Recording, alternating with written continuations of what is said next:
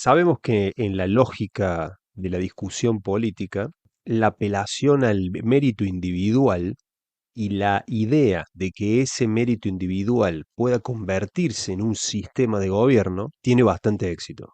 El nombre lo conocemos, supongo que todos o la gran mayoría, el nombre de ese sistema, esa idea de gobierno basada en el mérito se llama meritocracia y apunta sobre todo, como explicaba recién, a la idea de el logro individual por sobre la idea colectiva, es decir, que cada ser humano logre el éxito en base al mérito que hace para lograr ese éxito. Pero esa idea está construida sobre la noción de que ese éxito se consigue de manera individual. Y sabemos que hay, por ejemplo, bajo esta idea, hay una serie de nombres propios de personas que han tenido éxito económico, sobre todo, y que han construido ellos mismos una imagen alrededor de yo puedo solo. La idea de la meritocracia ha sido cuestionada muchas veces y de muchas formas y de manera muy consistente. Está más que claro de que la idea de que exista siquiera un sistema basado en el mérito individual no existe. Y en esa línea, en la línea de cuestionar, ¿cierto?, la idea de la meritocracia, acá recurrimos a una nota de Tom Maleson que es fabulosa, fabulosa, se llama Los ricos no merecen su riqueza. Tom Maleson es un profesor asociado en el King's University College de la Western University de Canadá y es autor del libro Contra la desigualdad, el argumento práctico y ético para abolir a los super ricos. Imaginamos por dónde va el amigo Tom. Bueno, este hombre ha escrito una nota que en castellano se llama Los ricos no merecen su riqueza y fue publicada por Jacobin Latt hace ya unos meses. Es estupenda. ¿Por qué? Porque Maleson lo que hace es atacar la idea de que no solo que la meritocracia no existe, sino que la riqueza es un fenómeno social. Y lo explica desde multitudes de ópticas dándonos muchísimos argumentos para entender y comprender que finalmente no solo que la idea de la meritocracia es, en el mejor de los casos, utópica, para quien crea en eso, sino que además es impracticable y además es falaz en sí misma, porque, dice Maleson, porque la riqueza es un fenómeno social, entonces no puede haber un mérito individual, exclusivamente individual, cuando el fenómeno que explica ese éxito es social. Vamos a ver qué dice el amigo Maleson en Los ricos no merecen su riqueza.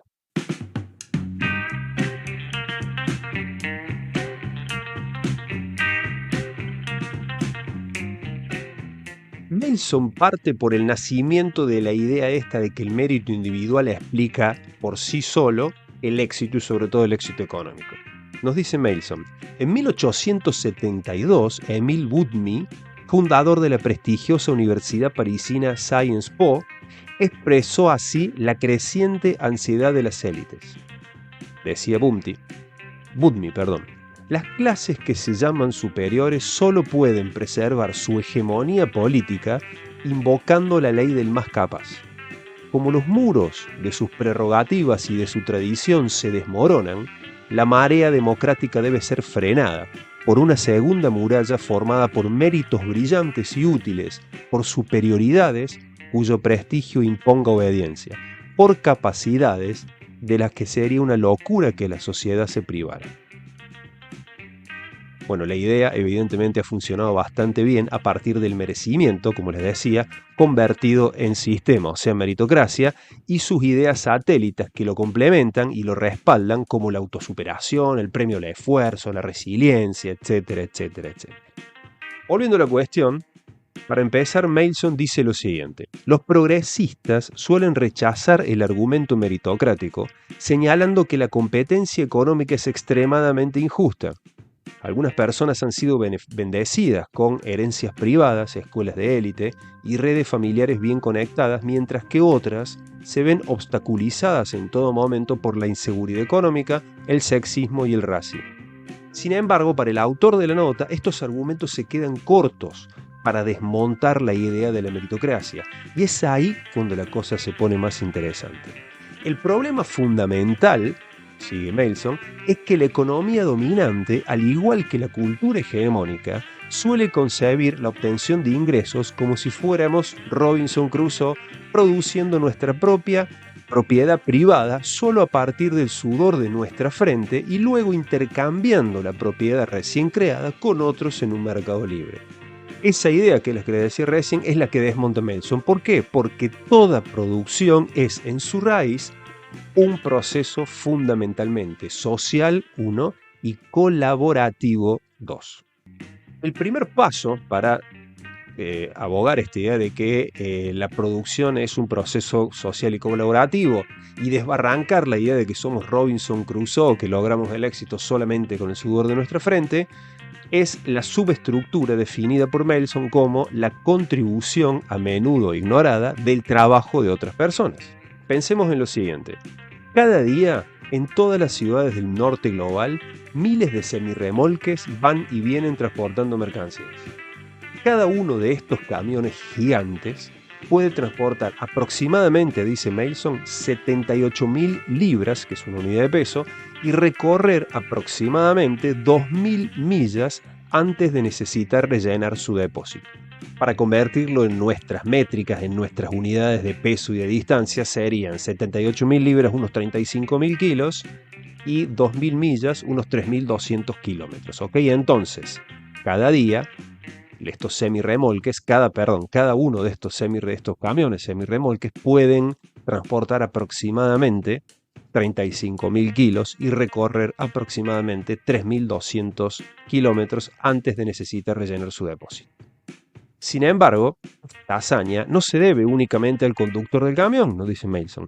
Es posible, la hazaña, gracias a los incontables kilómetros de rutas y carreteras, los años de trabajo que las construyeron y las generaciones de aprendizajes que desarrollaron el hormigón.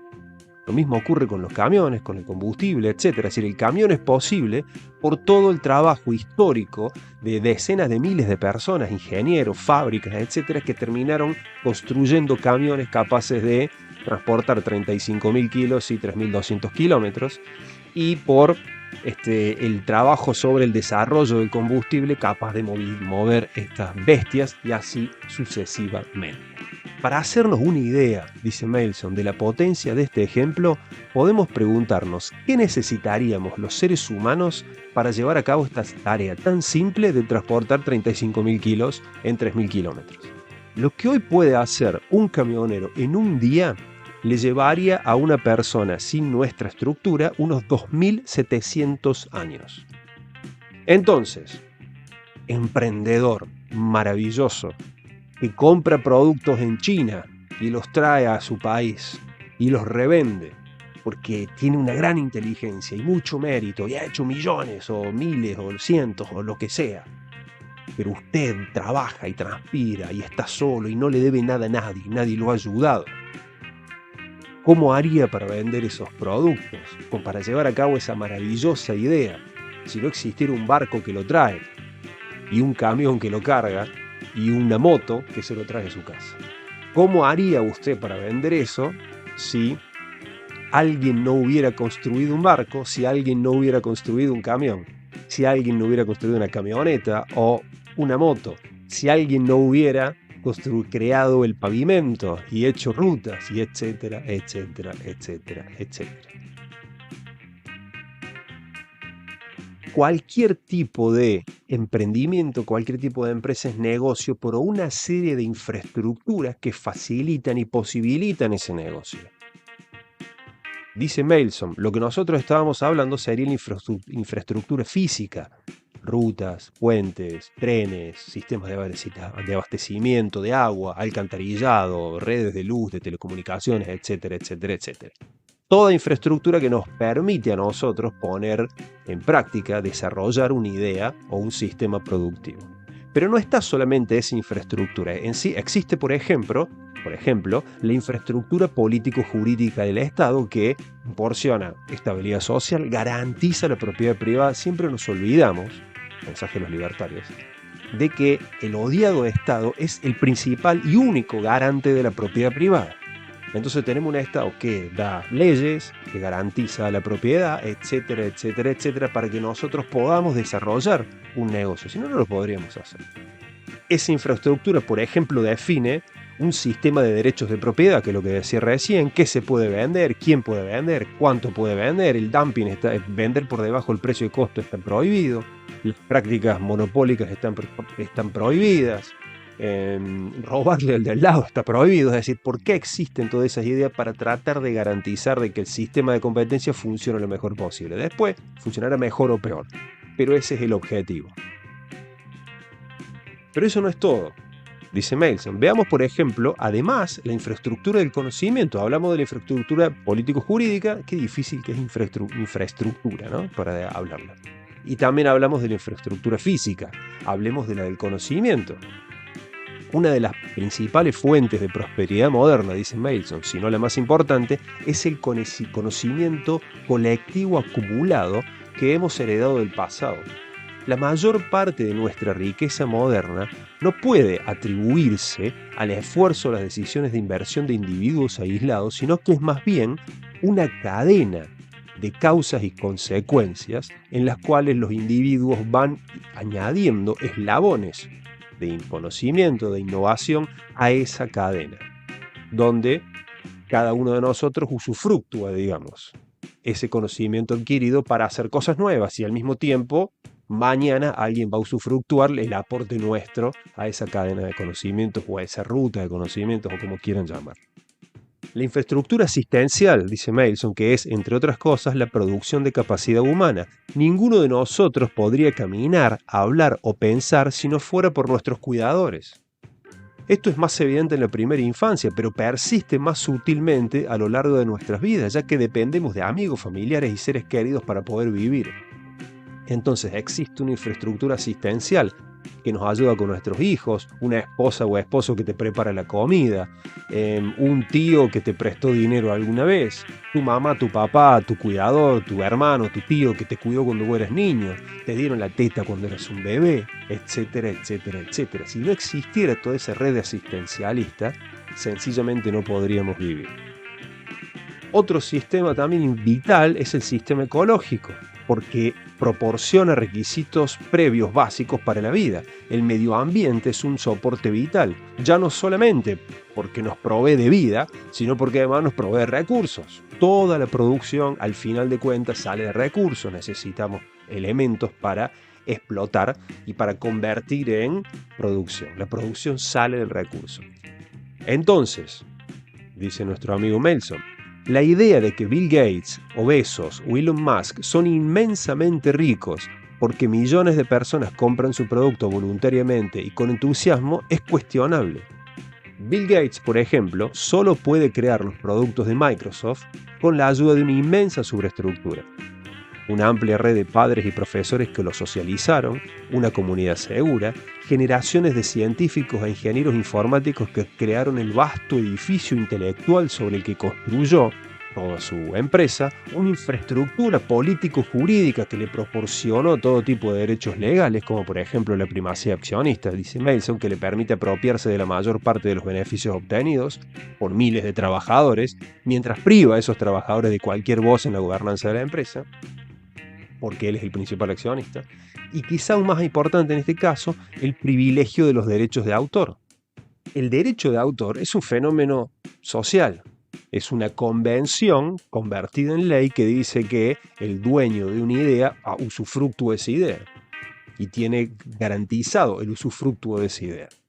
Sin la protección de los derechos de autor, por ejemplo, Microsoft hubiera sido libre. ¿Qué hubiera pasado con Bill Gates?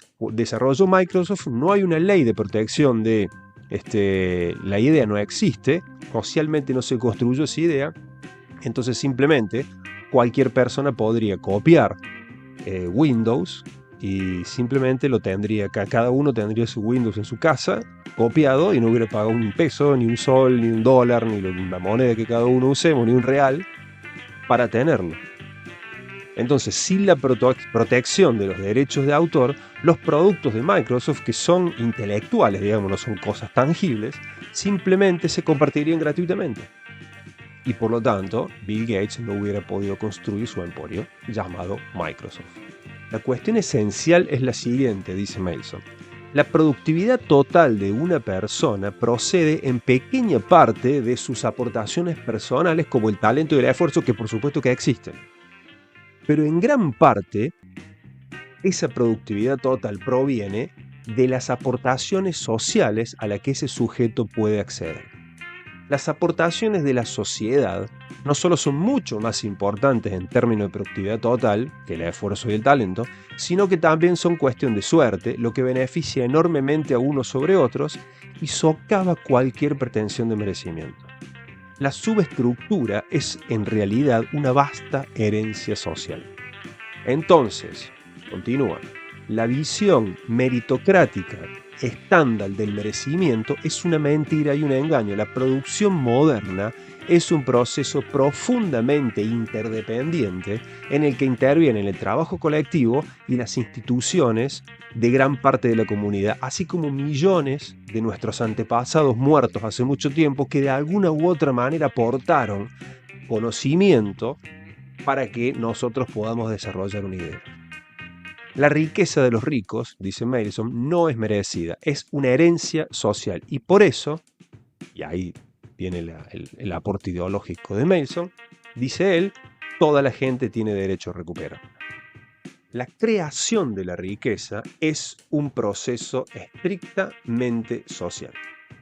Por lo tanto, pensar que la generación de riqueza puede obedecer a un esfuerzo estrictamente individual es una falacia desde el concepto, desde el origen, desde el génesis mismo. No se puede construir riqueza sin un proceso social.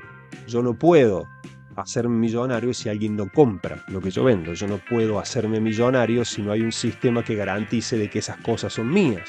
Yo no puedo hacerme millonario si no hay una ley que protege mi idea. Yo no puedo hacerme millonario si alguien no construyó cosas sobre las cuales yo construyo mis cosas. Entonces, la crítica, y esto hay que tenerlo en cuenta, no cuestiona la idea de que existe o no existe el mérito. No cuestiona eso.